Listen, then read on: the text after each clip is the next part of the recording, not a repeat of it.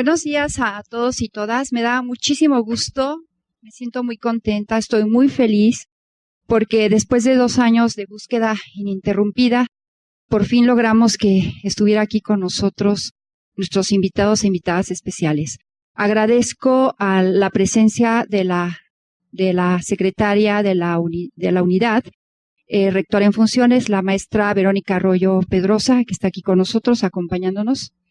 Gracias.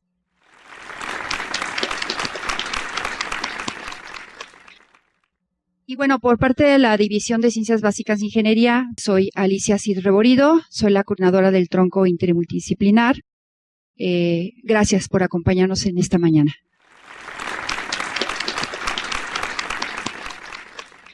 Y bueno, también nos acompañan en el presidium el doctor Armando Rugarcía Torres, es rector de la Universidad Iberoamericana de Puebla, Campus Puebla, y la doctora María Eugenia de la Chauce Acuña, profesora investigadora del doctorado y maestría en Ciencias de la Educación de la Universidad Iberoamericana de Puebla.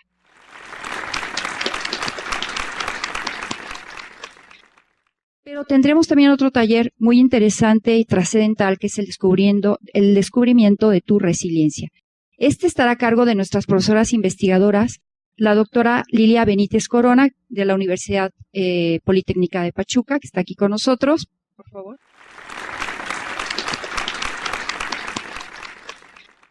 Y la doctora Reina del Carmen Martínez Rodríguez, que también nos acompañan esta mañana, igualmente de la Universidad Politécnica de Pachuca.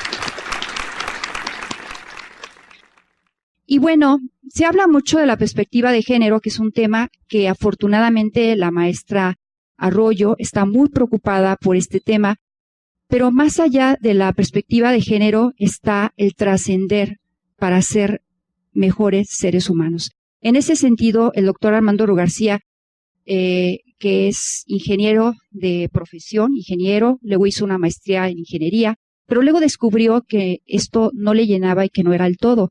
Entonces, él se hizo un doctorado en filosofía y empezó a investigar más en relación a la investigación educativa.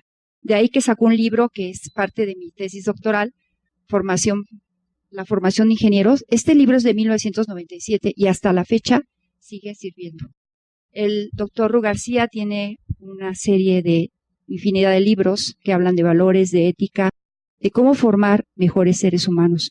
Y en ese sentido, junto con la doctora María Eugenia, se han visto en la tarea de avanzar a ser diplomados en la Universidad Iberoamericana, están en la mejor disposición, todo siempre lo hacen de manera altruista para intentar formar mejores profesionales. Estoy muy, muy contenta y muy agradecida que estén aquí con nosotros. ¿Pero por qué esto? Miren, mi formación, soy ingeniera química, egresada de aquí, pero igualmente dije, es que esto no me llena, o sea, no lo es el todo. ¿Cómo puedo ser una buena profesora o intentar ser buena profesora o intentar trascender en mi alumnado? La única manera era entretejer las ciencias duras, las ciencias experimentales con las ciencias humanas y, claro, las artes. Entonces tenía que ver ese entretejido para formar un todo, ese todo integral que trascienda en un método trascendental que es el que ha estado estudiando y manejando todo este tiempo el doctor Rugarcía, junto con la doctora María Eugenia, y trasciende, después de 20 años de estudio, al método humanizante. Y eso es lo que en este día, hoy, en una forma de diálogo, estarán compartiendo con nosotros. Yo quisiera pedirle a la maestra Verónica Arroyo que pues dé por inaugurado esta conferencia. Muchas gracias.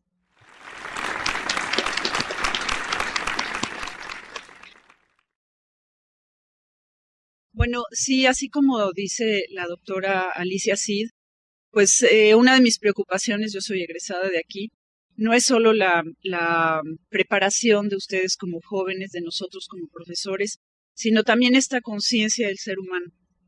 Yo yo creo que cuando empecé a ser docente, la forma en la que me involucraba con mis alumnos era, pues de alguna manera, como una profesora, sí, pero una profesora joven y exigente, la que nada más se ocupaba por las notas y no necesariamente con el involucrarse con sus alumnos. Al paso del tiempo nacieron mis hijos ahora tienen 23 y 24 años, y en ese momento yo creo que mi humana salió. Mi profesionista se hizo de alguna manera a un lado, pero ya con la experiencia de tantos años permaneció dentro de mí y salió un ser humano diferente, un ser humano que de alguna manera con la formación de la familia entiende que la formación integral es mucho más completa cuando uno educa dentro de la familia, ¿no? Y bueno, a partir de ahí creo que me gustó más incluso ser maestra, ¿no? No solamente la malvada bruja que ponía una calificación al final del trimestre, sino que ya era alguien que ubicaba al ser humano desde su ser integral, como hijo, como alumno, y yo como madre y como maestra. Entonces, bueno, no sé si por ahí vamos, ¿no? Pero yo creo que a mí esta parte me sirvió mucho. La doctora Alicia Cid me ha estado hablando de estos invitados y de la iniciativa de tener estas conferencias y de poder trascender más allá de lo que es la educación en nuestro campus. Y pues aquí estamos, ¿no? Yo creo que en estos meses que yo he estado tratando de hacer las cosas, pues francamente a mi manera, ¿no? Porque una cuestión es ser secretario, pero otra cosa es ser rector en funciones, pues uno va dándole el cariz que uno tiene dentro a la parte educativa, ¿no? Y bueno, yo les deseo que de esto salga lo mejor para ustedes, que nos dé a nosotros como formadores lo mejor, las mejores herramientas para seguir formando alumnos, y pues les deseo una jornada excelente, ¿no? Tenemos profesores, investigadores de primer nivel, y yo les agradezco muchísimo todo el esfuerzo que están haciendo para estar aquí con nosotros. Y pues bienvenidos sean ustedes y los que vengan después de ustedes. Muchísimas gracias.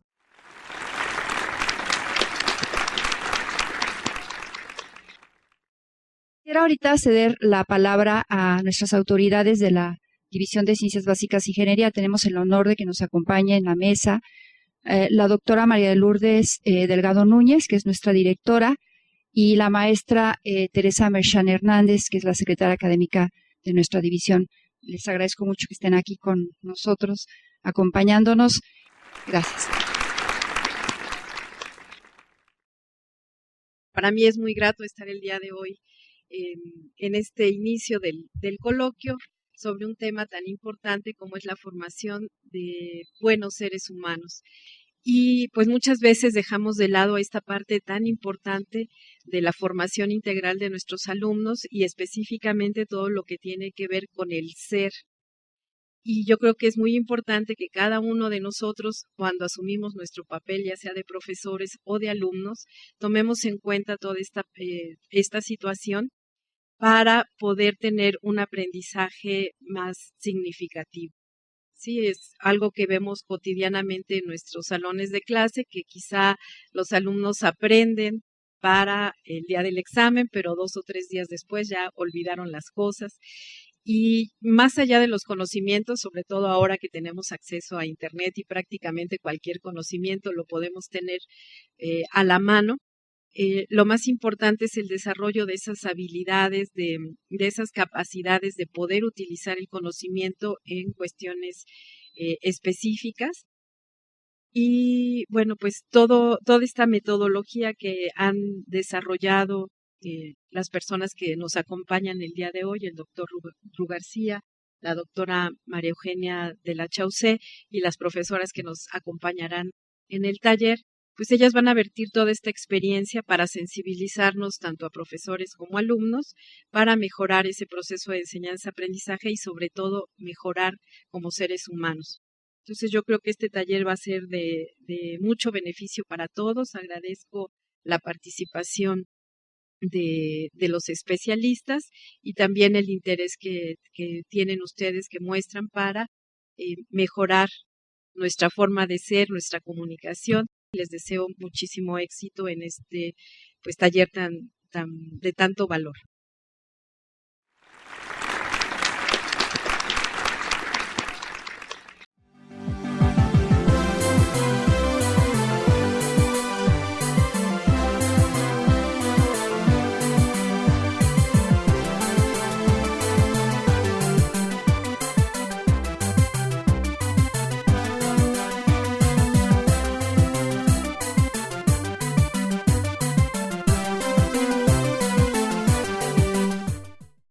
Buenas tardes. No sé cómo empezar. Estoy haciendo pininos porque 20 años estuve en oscurantismo, o no sé cómo llamarle, tratando de hacer un libro que creí que iba a acabar en un año y ya me llevé 20.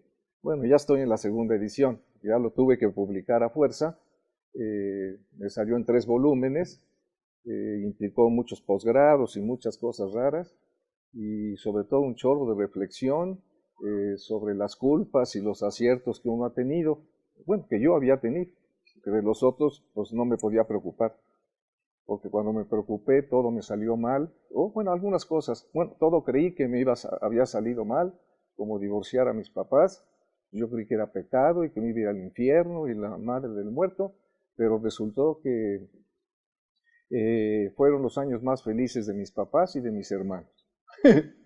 Pues yo no podía explicar eso. Y tenía yo muchas dudas. Bueno, creo que lo que ha pasado en mi vida es que he sido bendecido, pero muy bendecido, pero inmerecidamente.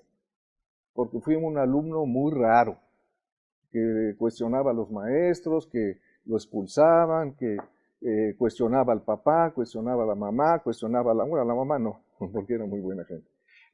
Al abuelo, y veía uno cosas raras y que no te checaban, ¿no? Entonces yo digo, ¿cómo está eso?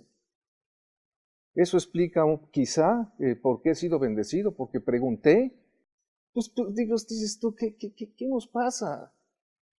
Leemos algo, llegamos a conclusiones diferentes todos, pero como llegaríamos a conclusiones diferentes si el cerebro operara igual en todos. Mientras eso no suceda, no podemos interactuar entre unos y otros. ¿O no? Bueno, ya hasta me estoy adelantando. Bueno, ahora, ¿por qué he sido inmerecido por qué inmerecidamente? Quizá porque inicié a preguntar desde los 6 meses de edad. Ya sé que no me crean, no me pregunten, porque les tenía que explicar más y me tardaría mucho. 6 meses de edad, y la pregunta que hice fue por una persona, y una persona que estaba en conflicto con otra persona. A los 6 meses ya imagínense quiénes eran esas 2 personas. Y a los 6 meses ya empecé a preguntar, no puedo dejar de preguntar. Y sigo y seguiré preguntando.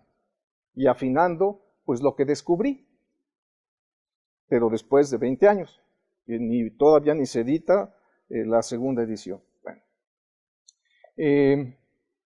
También otra causa por la cual he sido bendecido, creo yo, inmerecidamente, es porque se han reunido históricamente, ¿cómo se puede decir?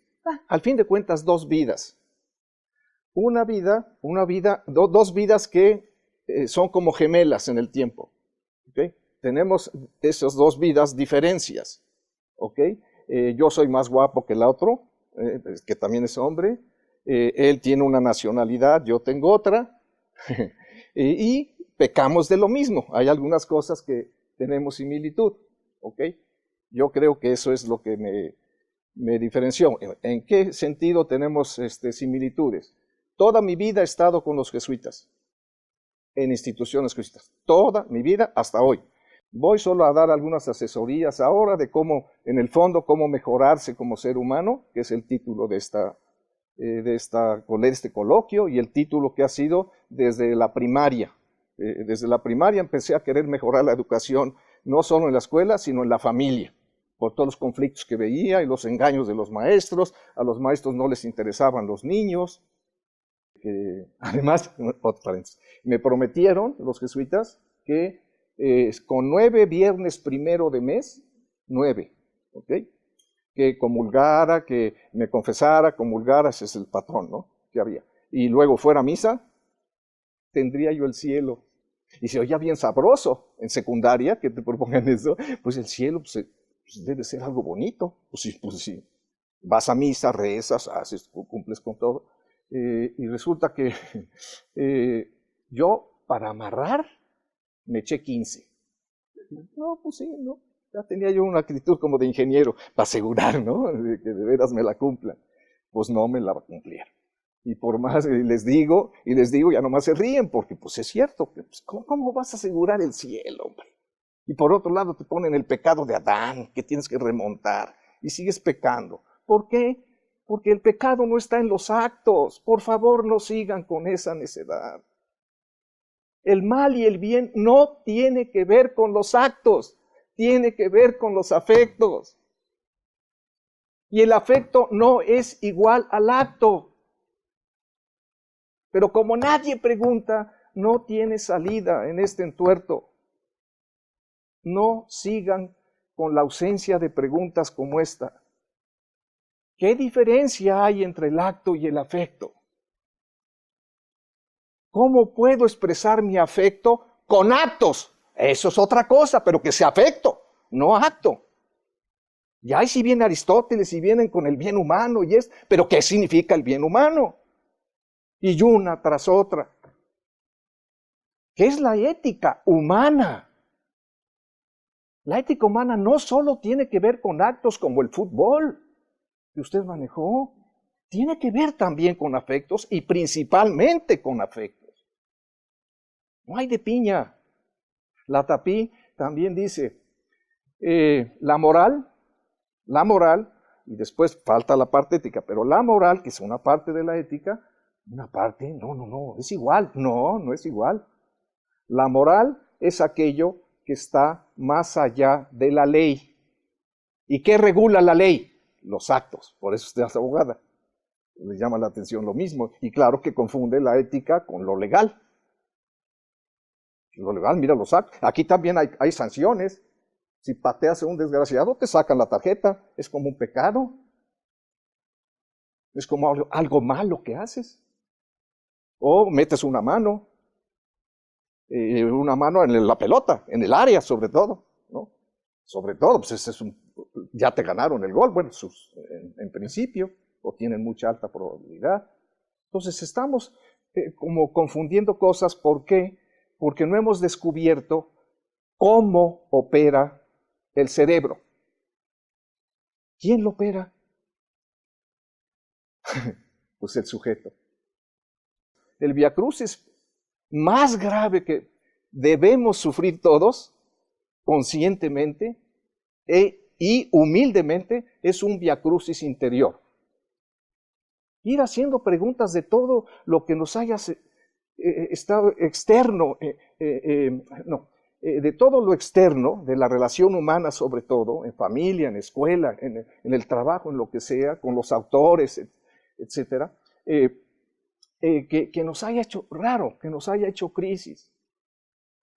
Como que con el tiempo te diste cuenta, esto que decidí, como ya les di el ejemplo de mis papás, del divorcio, yo creí que era malo, yo creí que me iban a desheredar, yo creí que mis hermanos me iban a patear porque la herencia del papá, como lo separé, que era el que causaba problemas, le dije, tú te vas para allá y te vas a vivir a un departamento del abuelo, que tenía mucho dinero, pues el heredero, y pues mis hermanos dicen, y ahora ya se enojó mi papá contigo, entonces, y ya lo separaste y nos va a desheredar a todos y me iban a dar en la torre, hasta la cárcel, o me iban a matar. Ese era mi temor, por 13 años. Oye, pero pues yo no veía otra. Y luego resultó que uno de mis hermanos más grandes, que vivió conmigo en México, me regala algo el Día del Padre. Porque también estuvieron felices y vieron a mis papás felices, tanto al uno como al otro. ¿Me podrían explicar eso? ¿Por qué? ¿Cuál es la raíz que encontré estudiando sobre todo a Lonergan y cuestionando a Lonergan? ¿Qué fue lo que causó que eso resultara bien?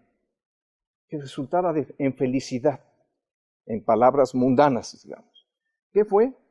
Que iba buscando el bien de mis papás y el bien de mis hermanos, no el mío, inconscientemente. Inconscientemente. Ahora ya lo hago consciente. Entonces, ¿qué implica hacer conscientemente el bien ajeno en lugar del propio? De partida, y no le busquen pechos a las culebras, un sacrificio. Fuerza. A veces es grande, pero a veces es chico. A veces es darle de comer al otro, o una galletita, o un pan, o un peso, un dinero. Sí, pero sí implica un sacrificio, o un temor existencial que por el análisis de la vida, pues me voy dando cuenta y voy evolucionando el libro porque creía una cosa y luego otra, y ya vi que pues eso implica un viacrucis. Escribir o reescribir un libro de 800 páginas una y otra vez. ¿Por qué? Porque cambian los significados de los términos que usamos en la relación. ¿Qué significan los valores? Lonergan sí dejó una pista. Los valores son aquello que sale del juicio de valor. ¿Juicio de valor? ¿Qué es eso? ¿Qué significa el juicio de valor? ¿Qué significa el juicio de verdad que también él puso? En esta estructura de aquí, los juicios ocurren aquí adentro. Y eso es una estructura interior que todos tenemos, anunciada por un jesuita que fue el padre Arrupe. Todo cristiano tiene una estructura interior. No, todo cristiano y todo ser humano tiene una estructura interior. Por ahí se quedó. No la explicó. Lonergan empezó a explicarla, pero llegó a la mitad, llegó a la parte intelectual, pero le faltó la parte moral, y lo moral y lo intelectual constituyen la ética humana, la ética que resultó ser humanizante. Solo hay una ética humana, la ética humanizante, que implica los actos y que los integra con los afectos. Juicio de verdad, juicio de valor. Se integran, decides y actúas. Pero actúas valores, no actos. Lo que descubrí fue lo siguiente. La finalidad última al educar y en la existencia del sujeto es su desarrollo integral, mente y corazón, ¿ok? Vía el método humanizante que es interior. Ese es el objetivo que les sugiero que tengan de aquí en adelante para su vida, descubrir eso. Olvídense de todo lo demás. Tengo autoridad para decírselo, pero más que nada, esto que digo es por afecto, no por autoridad. No más quiero convencerlos y darles testimonio de esta vida. No los estoy engañando. No quiero nada a cambio, no quiero dinero, no me importa. Mejor que no me paguen. Pero sí me daría gusto para poder insistir más, que ya 3 de ustedes o 4 de ustedes empiecen a aprender esto, y si me alcanzan vivo, que yo lo dudo, ya me manden una notita. Oye, güey, como me dijiste tú, alguna de ustedes, ¿no? Que oyeron una frase y que les ayudó en no sé qué cosas. Pero bueno, esa es la pregunta que queda implícita. ¿Qué significa el desarrollo integral? ¿Qué significa finalidad? ¿Por qué es última? ¿Qué tiene que ver la educación que te dan en la escuela? Sales de la universidad y la educación, y te sigues desarrollando integralmente después de las instituciones sociales que dan educación, y después te sigues desarrollando. Pues claro, porque la estructura es la misma. La estructura opera de la misma manera con los hechos, primero con los hechos y después con las decisiones. Unos hechos suceden en una institución, pues que hay puros hombres y buenos seres humanos, y otros en otra institución, y en otra institución, y en la iglesia, y en la fábrica, y en donde quieran, en el club, fútbol. En todos lados estamos usando esta estructura sin darnos cuenta. Ahí está, hay que descubrirla, y se descubre con preguntas. No le busquen pechos a las culebras. Ya no lean ningún otro autor, por favor. De veras, ya leí 5,000 en estos 20 años. Medio leí. Oiga, no sigan. Todos los que mencionaron son trascendibles, que es lo que he estado haciendo, y les comparto eso. Y esto fue lo que descubrí. Pues vayan buscando esto y haciéndose preguntas. ¿Qué significan los valores? ¿Qué significa la ética? ¿Qué significa la moral? ¿Qué significa la voluntad? Lo que quieran, mientras tenga que ver con la relación humana. La ciencia, esa sí es exacta, o puede ser exacta. La aplicación de la ciencia para hacer cosas, ahí ya entra la otra parte de esta estructura, porque implica decisiones. Y así las diferencias de género y la violencia se resuelven de un jalón. No es la bronca, no es hombres contra mujeres, es todos contra todos. Pues sí, porque eso es lo que está pasando. No importa el sexo, no importa el género, no importa la edad, no violan niños, no las drogas, y somos muy ingenuos porque no preguntamos. Las adicciones, rueguen por nosotros, ¿qué podemos hacer? El 14% de los jóvenes de secundaria en Puebla ya han fumado alguna droga. Y entonces a los que venden droga afuera los echas a 5 kilómetros o no sé dónde, ya está la ley que regule que tú no puedes vender, que esto no sé qué, y te meto a la cárcel. Y nadie se pregunta, ¿y qué pasa con los otros 87% que no fuman? ¿Por qué no preguntamos eso? ¿Por qué? Che negociazo que es la droga. No es para nuestros hijos a quienes están dañando, o a los hijos de alguien más, por favor. Si no hay preguntas, no hay desarrollo humano. Einstein dice lo mismo. Lo más importante en la vida es no dejar de hacerse preguntas. ¿Pero cuáles preguntas? Preguntas para aprender a aprender y preguntas para aprender a decidir. No hay otras. Las demás son subsidiarias a esto. Y ahí se puede cuestionar todos los libros. No, si me sigo con tanta experiencia que tengo de errores que hemos cometido, me incluyo, en los juicios y en las decisiones, no. Pero bueno, muchas gracias. Perdón, maestro.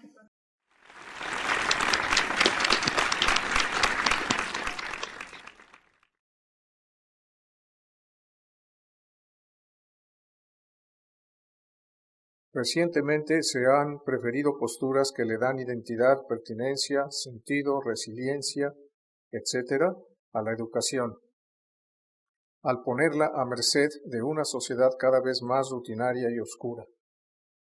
Pero otros grupos sociales, seguidores de algunos intelectuales como Platón, Kant, Piaget, Durkheim, de Crowley, Rousseau, Adler, Jung, Maslow, Sarramona, entre muchos otros, plantean o implican que la educación encuentra sus raíces en el mejoramiento de un hombre ideal o abstracto, no concreto, no real, intentando tender un puente entre el hombre ideal y real, digamos con el filósofo español Fulat, que el ser humano se tiene que ir haciendo durante su vida.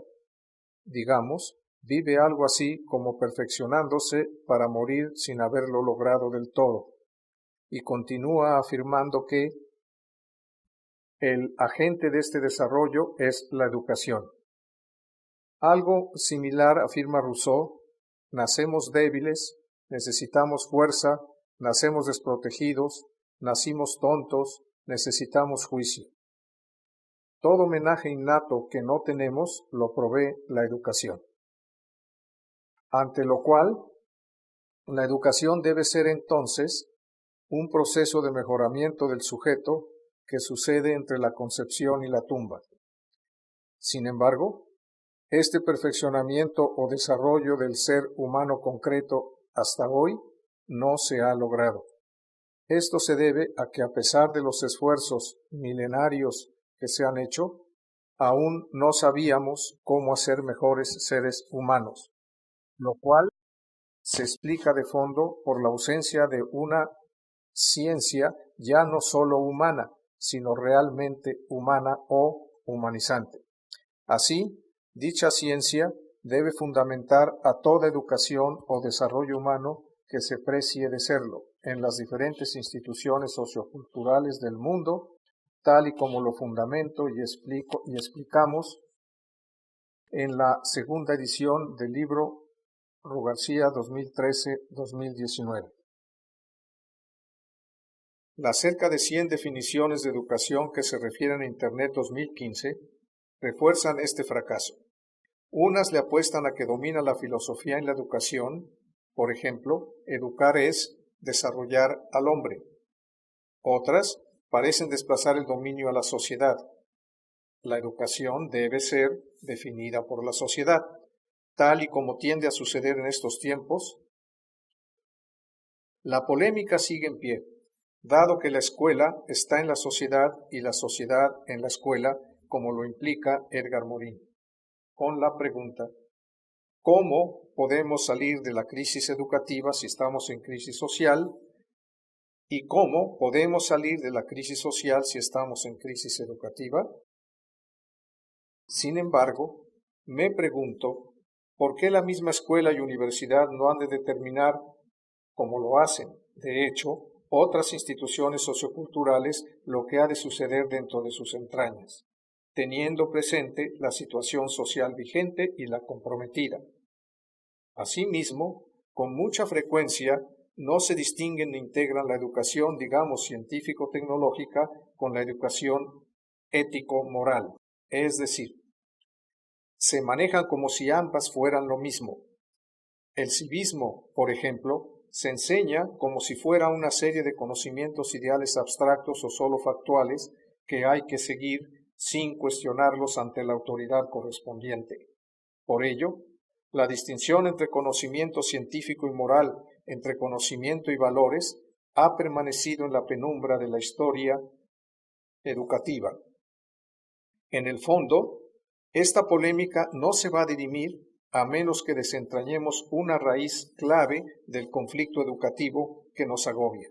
A pesar de que lidiamos con seres humanos concretos, con sujetos, los concebimos como si fueran conceptuales, abstractos o ideales, y desde ahí filósofos, sociólogos, pedagogos, psicólogos, politólogos, comunicólogos, periodistas, etc., lanzan sus propuestas educativas como una metralla de esperanza, pero que están muertas desde antes de dar a luz, mejor dicho, de perpetuar la oscuridad. Este es el caso de Peck, al pretender redefinir el civismo. El civismo tiene mucho más que ver con la intención consciente, conocer algo, que con el hecho de herir los sentimientos. ¡Qué lástima!